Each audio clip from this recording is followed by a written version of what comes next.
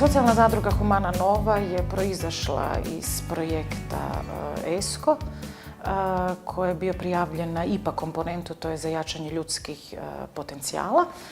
I u osnovi, dakle, glavni korisnici su osobe sa invaliditetom kojima je u današnjim uvjetima tržišta rada iznimno teško naći ikakvu vrstu zaposlenja.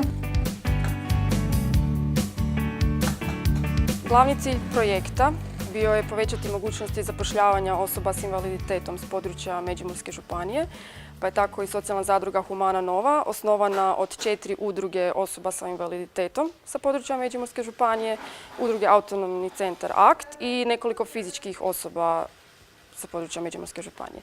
Jedna od preporuka je da se na neki način i proučavaju strategije i programi koje gradovi, općine, županije i slični donose, pa da vidimo što su u stvari te smjernice, što se želi postići na tom području na kojem ja živim. Izravna dobrobit, dakle, iz ESCO je bila tada s tim ljudima su se prenijele određene znanja i vještine da bi oni mogli se usavršiti na svom radu. Lokalnoj zajednici je bila nekakva korist da su, dakle, ti ljudi na neki način maknuti iz statistike Hrvatskog zavoda za zapošljavanje i pronašli su aktivno zaposlenje kao takvo. A treća je još da Humana Nova, eto, svoj poslovni model bazira na priči oporabe tekstilnog otpada. Zadruga ima širok spektar poslova, zadataka. Jedan od tih je sakupljanje starog tekstila i odjeće, što se vrši kroz kontejnere koje imamo postavljene u Međimurskoj županiji. Jedan je čak i u Koprivničko-križevačkoj županiji. Zatim kroz velike akcije skupljanja, to su obično 2 na godinu, vezane za Dan planeta Zemlje, Dan zaštite ozonskog omotača.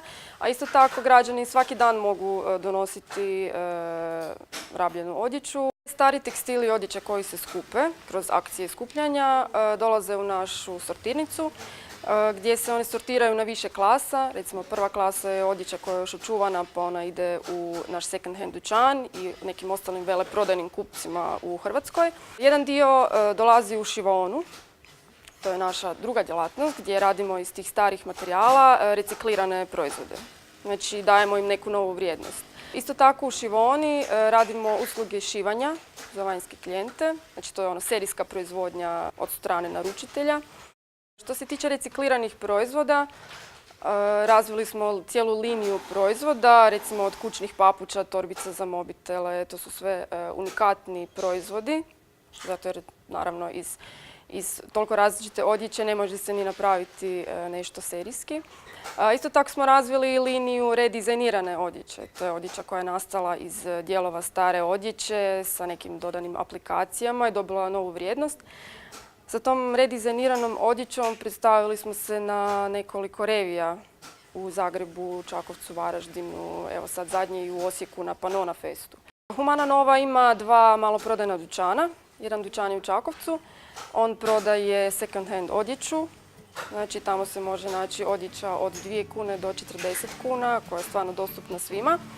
A u Koprivnici smo nedavno otvorili dućan koji prodaje samo naše proizvode, znači reciklirane proizvode i redizajniranu odjeću.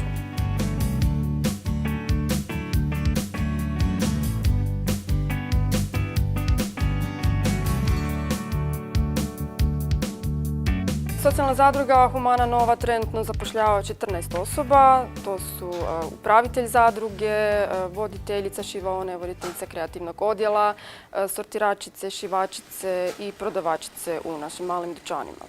Zovem se Vukelić Teja, radim u socijalnoj zadruzi Humana Nova kao šivačica već skoro 2 godine. Radila sam i prije već kao šivačica u Boksmarku, ali sam nakon odlaska na porodiljni i dijagnoze multiple skleroze završila na zavodu kao nezaposlena 4 godine.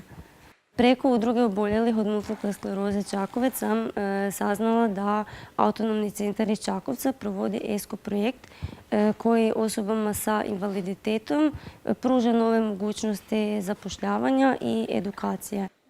Ovdje imamo, znači, razvijamo svoje proizvode i možeš pokazati svoju kreativnost, možeš sudjelovati u odlučivanju. Jako sam zadovoljna s tim modelom socijalnog zadrugarstva i preporučila bi svima koji su u mogućnosti da krenu sa osnivanjem čim više zadruga. Bit zadrugarstva je to da svaki član zadruge, odnosno svaki zaposlenik ujedno ima jedan glas i tako sudjeluje u odlučivanjima u zadruzi. Bitno je i to da dobit na kraju godine se raspodjeljuje veći postotak na nova kapitalna ulaganja, edukacije, zapošljavanja, a isto tako jedan postotak dobiti se jednakopravno dijeli na članove zadruge. A isto je tako bitno da svaki član zadruge aktivno doprinosi razvoju te zadruge.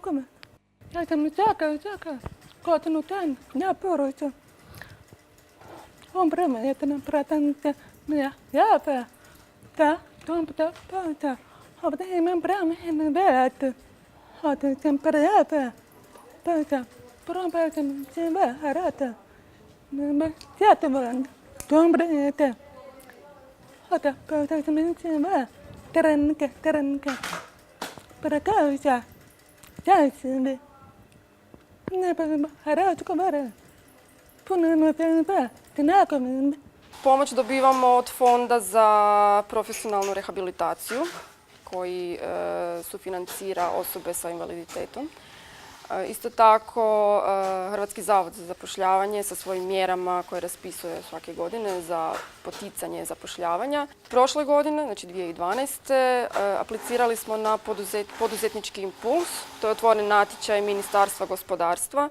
Mi smo aplicirali sa 6 projekata, od kojih su odobrena 4. To je za socijalno poduzetništvo, za zadrugarstvo, normizaciju i pozicioniranje na tržištu. Vrijedno je u današnje vrijeme zasigurno i u tome razmišljati da ta naša nekakva ideja bude integrirana u nešto veće. Da ne rješava samo našu potrebu. Dakle, to je upravo to što malo onda i razlikuje sve te pothvate od isključivo onih poslovnih gdje nešto radimo da bi ostvarili samo profit i da možda ne razmišljamo o tome što to zaista znači za ljude, za zajednicu, za prirodu, za ekologiju ili to što ostavljamo u stvari našim budućim naraštajima.